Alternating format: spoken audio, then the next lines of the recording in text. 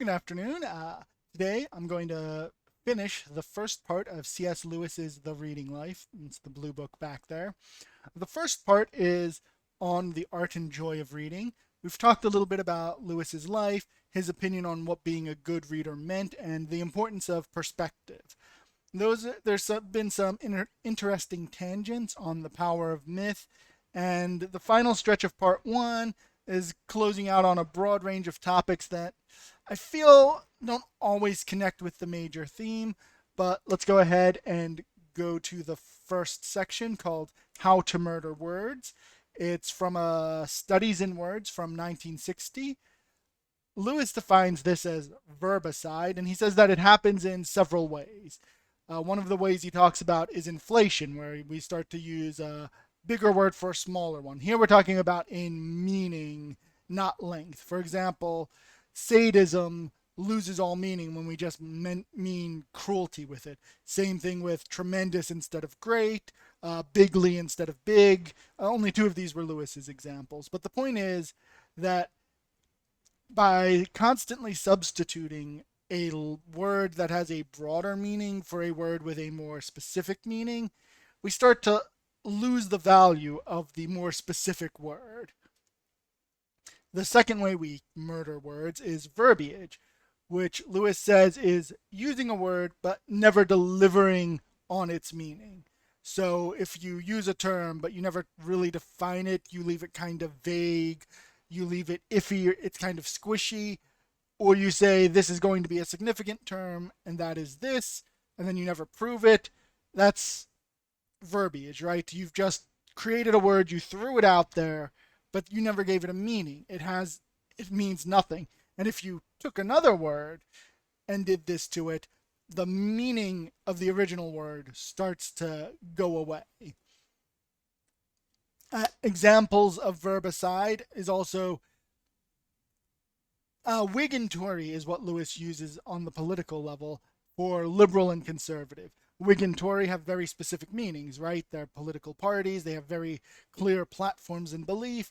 Liberal and conservative are vaguer. You have a general idea, a liberal believes kind of this, a conservative believes kind of that.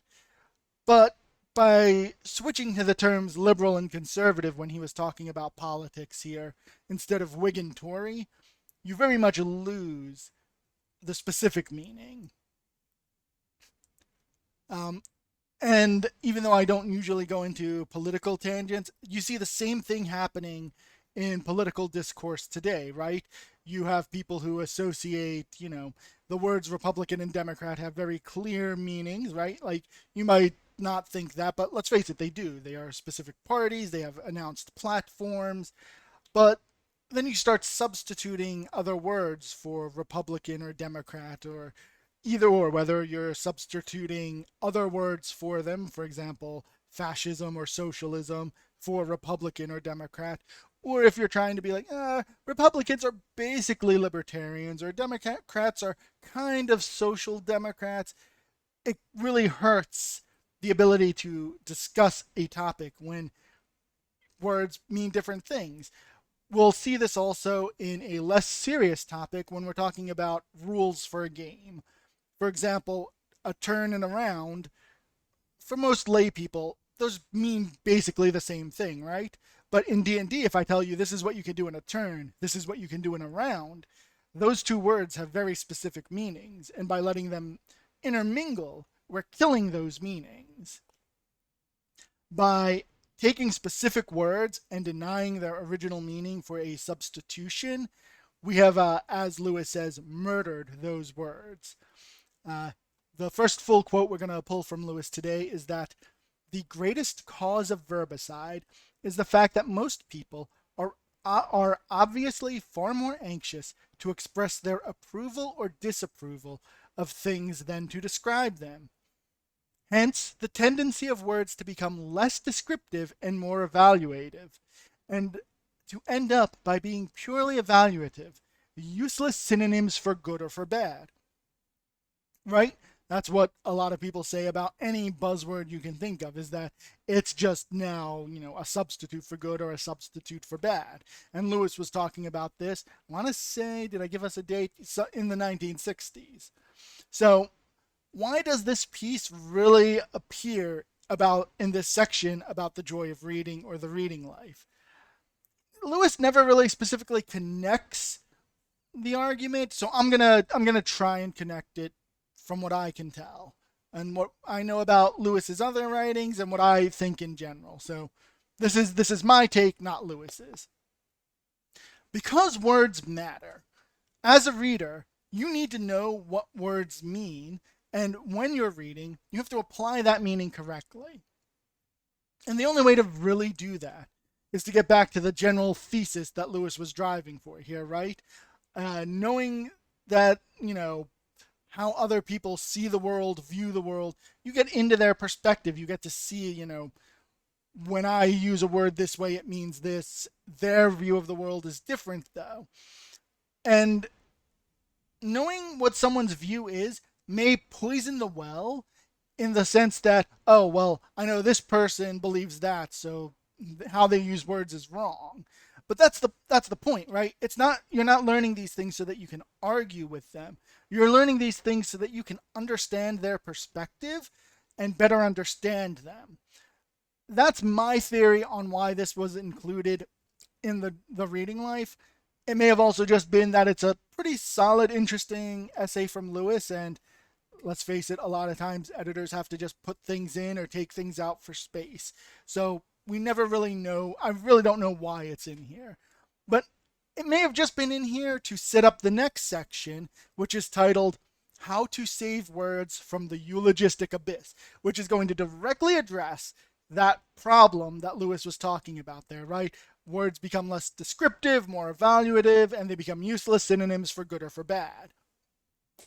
This piece comes from Of Other Worlds, and here Lewis opens by talking about an article by Rose Macaulay, who I've never read anything she's written, so I was like, okay, I'm going to go try and find this article, this essay, whatever he was talking about. And I found the wrong Macaulay library, but it's kind of a cool place anyway, so I'll put a link below. But either way, no idea what he's referencing because I could never find the original. So this mystery article asserts that dictionaries are always telling us of words that are now used only in a bad sense. And Lewis, being the scholar and kind of word nerd that he is, says, yes, before, for example, take villain, before the modern denotation, it was just a legal descriptor. And there's some links below that talk about that. We're not going to dive into, how right or not right he is, but the point is, sometimes words take on new connotations as we move through.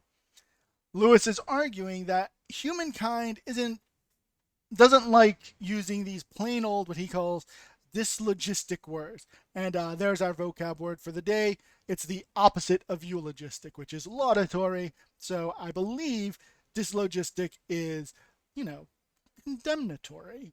So rather than calling someone just cruel or dishonest, you're going to, try and find a substitution, right? Because you're not trying to just say you are this one thing. You're trying to say that this person is illegitimate entirely, right? We're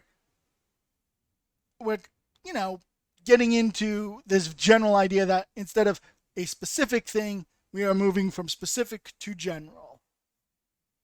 People love to call each other all sorts of names. But I think what Lewis is saying here, we could kind of agree with, right? You don't really often hear a very honest assessment of someone, warts and all, especially if you look at celebrities or politicians or just, famous people in general, right? You get vaguer attacks, and that's what Lewis is talking about here. He does concede that some words can go in the other direction. Lewis cites, for example, Democrat. He's using small d Democrat as his ready example, where for a long time the idea of democracy was kind of an iffy, a touchy thing. But over time, people are like, democracy in some cases pretty good. We don't want it all the time, right? Because you don't want, two wolves and a sheep voting on what's for dinner. But to some extent, there is benefits to democracy. And he also says that some words move from what he calls a definable sense, and which are now nothing more than noises of vague approval. The common go-to example will be gentleman or lady here, where those used to mean some sort of title, some sort of position in society. Now someone's a gentleman or a lady because they're generally good. These are both examples of how words die, according to Lewis. Their true meaning has been lost, and here's my metaphor. Lewis uses a bunch, so I'll throw one in here. They're just verbal chaff, right? They're just filling up your language with multiple synonyms for good or bad. Lewis has this great insight that it becomes very true when we get to the internet, right? The vocabulary of flattery and insult, he says, is continually enlarged at the expense of the vocabulary of definition. So he's going to spend the rest of the section specifically talking about how certain words are losing their meaning. Specifically, Lewis cites an example about the term Christian and how he sees it in his time that it was starting to get substituted merely to mean good or in a moral modern sense. And he was like, that's a specific example where the clear original definition is what should be preserved, and it shouldn't just substitute in for something else, because being a Christian and being a good person in an ideal world, right, overlap completely, but they don't really. So you don't want that word to take on this new meaning. Now, these two sections, taken in whole, create a really interesting argument, give you a lot to think about how, I say very often, words mean things, and so you should always try and use the most correct word for the most correct situation. But I don't know if you really need them in this book. It seems extra unnecessary.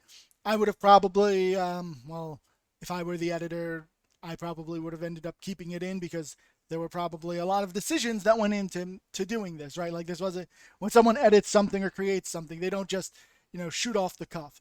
There was a reason this was put in there. Just because I don't see it doesn't mean there's not a good one. But maybe I would have pushed harder to, maybe this section goes in a different collection of Lewis's writings. So, yeah, we're going to just move on to the next section, which is the achievements of J.R.R. Tolkien. And this is when I start to think that maybe the whole back half of part 1 here was just really good writings by Lewis they couldn't find anywhere else to put, which is my main criticism of this back half.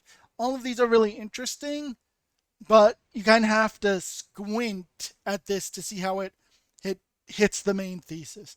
It's there because he's, again, going to hit back on some of his themes, but maybe the whole piece would have been stronger with a more focused piece.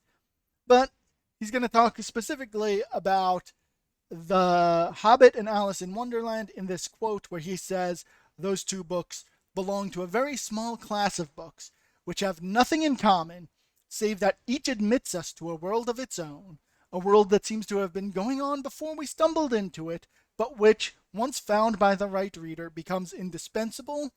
And I pulled this quote because since this section I feel like is kind of off the rails of the general discussion, this is just good advice on writing fantasy, right? The world should feel like it existed before your reader got there. The world should be consistent. It should feel real. And it should feel like it'll continue after you leave. Back to the section at hand, Lewis hammers back to a point that we're probably very familiar with, using even some of the same language here. Through all of the Hobbit's marvelous, nothing is arbitrary, which is something we discussed last week, right? Fiction should have rules. They should be clear, delineated rules, and you can ignore a whole lot of stuff as long as you get those rules right. And he also predicts that The Hobbit may prove a classic. Turns out he was right. Lewis also he says it's a review of The Fellowship, but he brings in stuff from the other books too, so I'm not sure if that was Lewis's mistake in the titling, or the editor made a mistake in the titling, or maybe Lewis titled it that because he was just going to review the Fellowship, but then he got his hands on the rest of the book, and he reads very fast, apparently. And he just was like, finished it all, so I'm going to talk about all of it. He quotes one line here from the. He says it's from the Fellowship, and I honestly didn't remember this quote, but it also hits on another theme you've heard Lewis sort of bang on throughout this, right? There was sorrow then too, and gathering dark, but great valor and great deeds that were not wholly vain. And this keeps in with Lewis's philosophy, right? That we're trying to prepare kids and people to face the world, and that's something that myth is for and helps. It's a really solid quote and to end this section on. It doesn't advance the specific thesis here, except in the sense that it reinforces myth is good, stories are good, you will have a more interesting and fulfilling life by reading, which is, the joy of reading, the reading life. The next section also feels a little bit like we're getting back on course, and maybe this is why we needed to talk about Tolkien first, because this section is called The Dangers of Confusing Saga with History. And Lewis opens up and he really pulls no punches here. He says that the actual history of every country is full of shabby and even shameful things, he says. The heroic stories, if taken to be typical, give a false impression of it and are often themselves open to serious historical criticism. Hence, a patriotism based on our glorious past is fair game for the debunker. So Lewis is opening up with a pretty big concession from, the guy who's like, yeah, myth is great, it's marvelous, we should be focusing on these stories.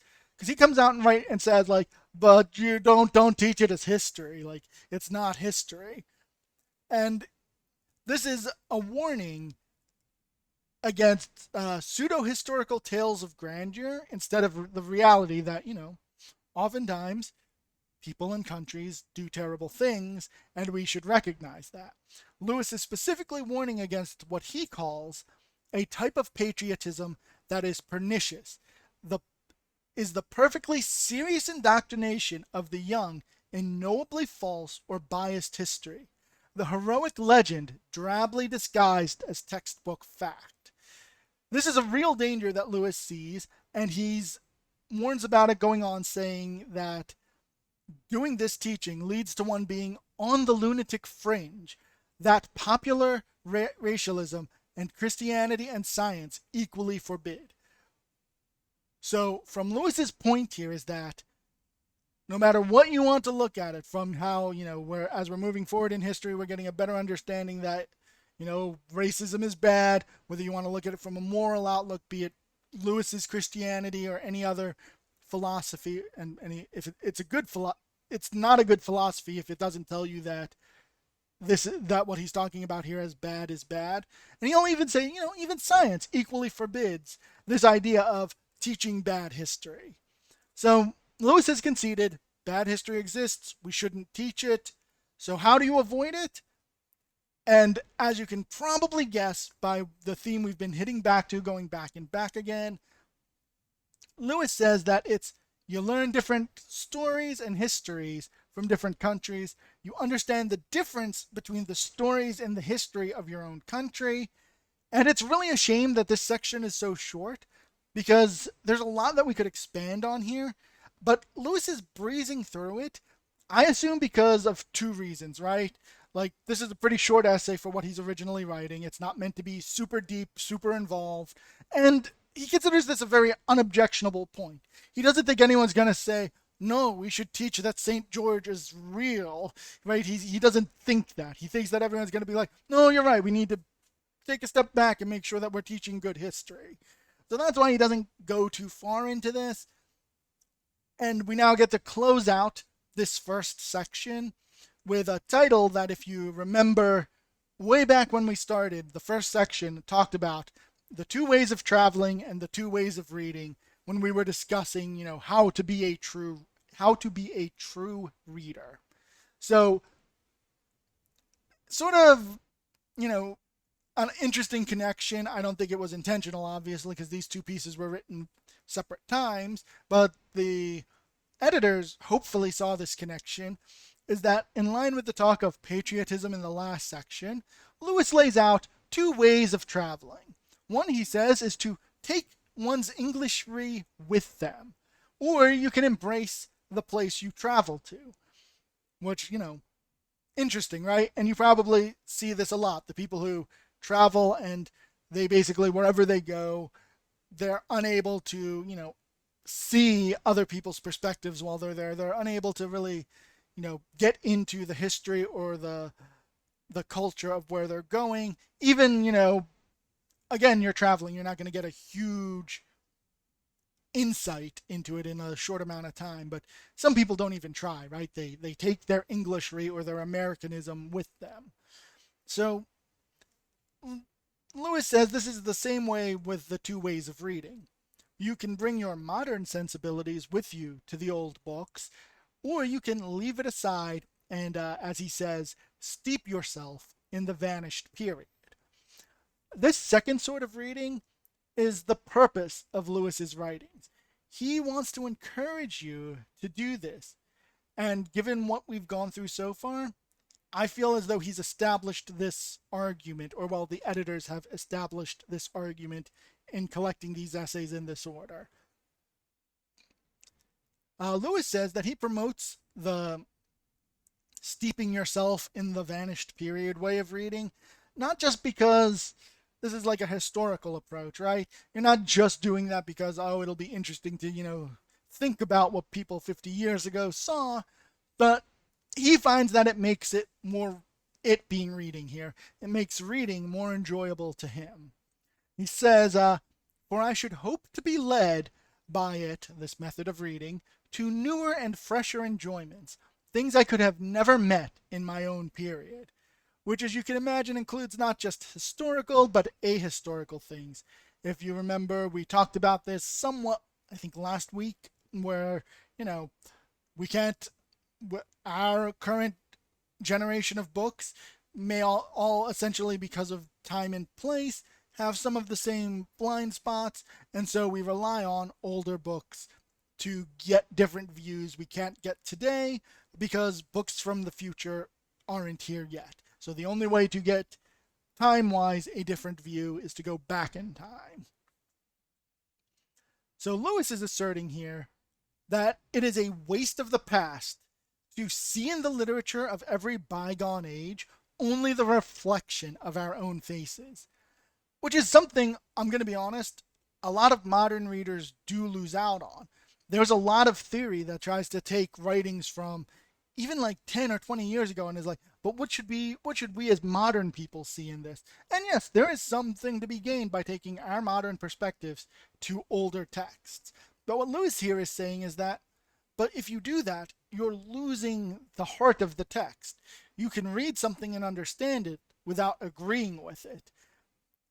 And there's some value in realizing that old things, like the sagas Lewis was talking about before, they're not true histories. We shouldn't treat them as such.